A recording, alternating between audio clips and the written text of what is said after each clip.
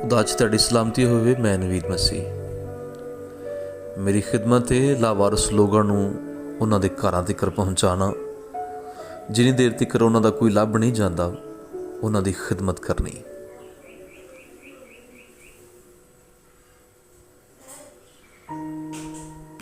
ए बजुर्ग नूं गौर नाल देखो।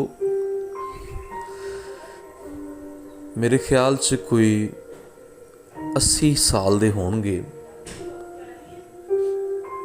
ते पहला सवाल इन्हां दा इहो सी, मैनूं पानी पिला दो। बारिश बहुत ज़्यादा हो रही है साढ़े मुल्क दे विच, पाकिस्तान च। बारिश रब दी रहमत है, लेकिन ज़्यादा हो जाए तो जहमत भी बन जाती।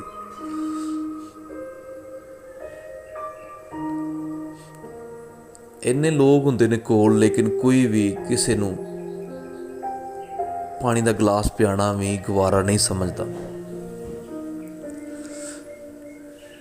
साडे घरां दे विच खुदा ताला दी शुक्रगुजारी है कि अच्छे बैड भी ने, अच्छे सोफे ने जिथे असीं बैठ के आराम करने आ। मैं अज रात नूं बैठा होया सोच रहा सा कि जदों बारिश हुंदी है तो ये बजुर्गों का की हाल हुंदा है बाहर। जिन्नी को मेरे को जगह है, जिन्नी को मेरे को गुंजाइश है, मैं अपने कोल नाल लैके आना वा, लेकिन बहुत ज़्यादा ने बजुर्ग। साढ़े पाकिस्तान दे विच इन्हां दी तादाद बहुत ज़्यादा है। मैं कल्ला वां, मेरे को जिन्ना हुंदा मैं कर रहा वां। मेरे नाल साथ दिओ इस खिदमत दे विच।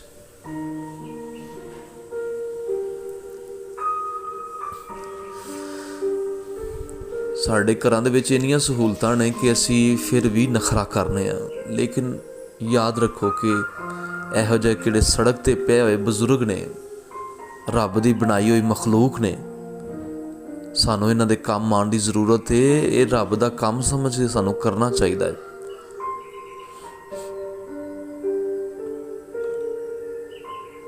हथ पैर मिट्टी दे नाल भरे हुए, बड़ी मुश्किल इहो जिहे बंदियां नूं मनाया जाता है। जी मैं तुहाडी खिदमत करना चाहना वा, थोड़ा मैनूं मौका दिओ। बड़े ही प्यार ते मुहब्बत दे नाल इन्हां नूं मना के ते मैं अपनी खिदमत नूं जारी रख रहा हूँ।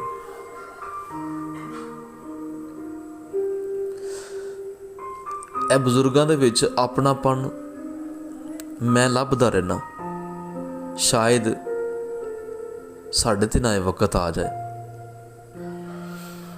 बिल्कुल छोटी जी वीडियो जरूर देखना। ते मैं चाहांगा इस बारिश दे विच जिहड़ा मौसमी असरात होण डे ने, बीमारियां फैल रही ने, जरूर सानू इन्हां दा भी ख्याल रखने की ज़रूरत है, ताकि असी इस मुश्किल दे विच इन्हां दा भी साथ दे सकीए।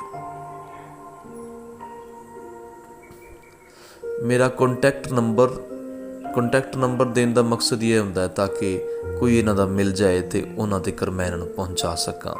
Thank you ji.